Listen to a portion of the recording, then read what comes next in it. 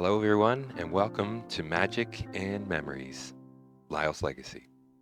I'm your host, Paul Reaume, and I am a second generation magician. My dad's a magician, and my uncle Lyall was a magician as well.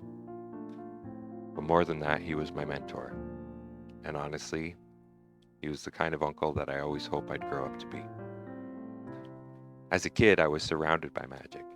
I remember being around my dad and my uncle as they worked on their show.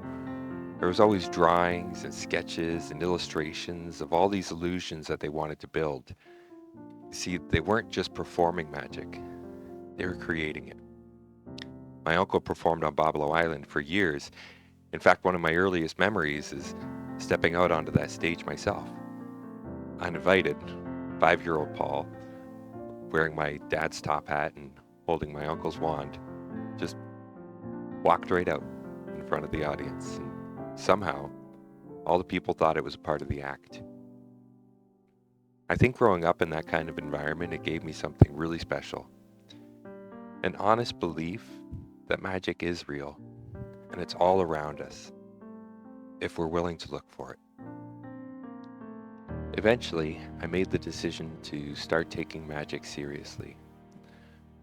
I didn't just want to learn tricks, I wanted to understand what it meant to be a magician and to take that art form seriously and to give it all the respect that it deserved.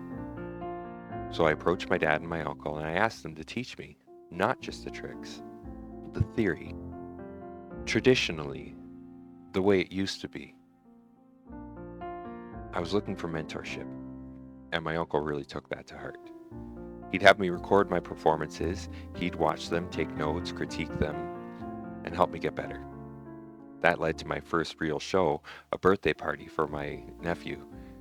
In fact, that's where my favorite magical persona, the peculiar pirate Paul, was born.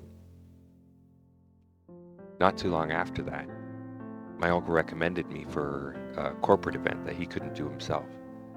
Arthritis was starting to make performing a little more difficult. So instead of saying no, he said, call my nephew. And that meant everything to me. Over the years, our relationship would only get stronger. Every year, we'd take a trip to a magic convention in Toronto, the Browsers Bash. It was put on by the Browsers Den of Magic.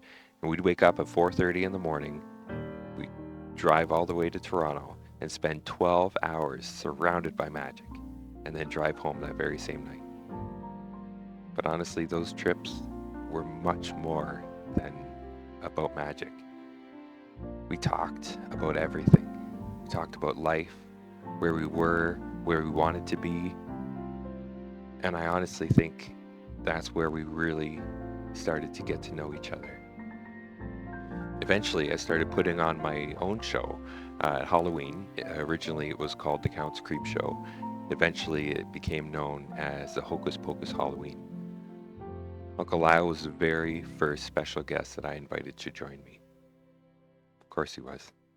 And years later, when the show grew and we had many more magicians accompanying us, Uncle Lyall was still right there beside me. Over the years, we'd get closer and closer. We'd try to fool each other with tricks and see who could figure out the method. Eventually, I got him. I actually managed to fool him.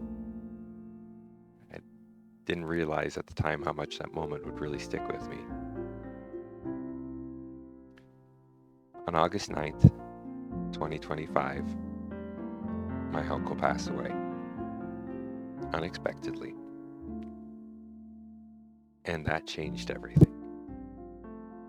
Every morning I used to wake up and there'd be a joke, usually pretty dirty, waiting for me on my phone from him, and all of a sudden that was gone.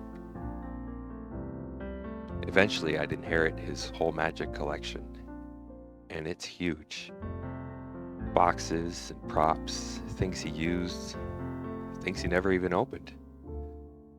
But somehow, with all those things, even in all its enormity, it still felt empty. Magic was such a huge part of Uncle Lyall's life, and to have that collection entrusted to me felt like a huge responsibility. Going through it, that's what led to all of this. The show is called Magic and Memories, a little homage to the show he used to put on with my dad, Magic and Make Believe. And it's my way of continuing his legacy by going through his collection and performing them. Not to review the tricks, not to expose anything, but to understand why he chose those tricks, why he kept them, what they meant to him. Because somehow all of this, it feels like one last adventure that he left for me. And I think I'm ready to begin.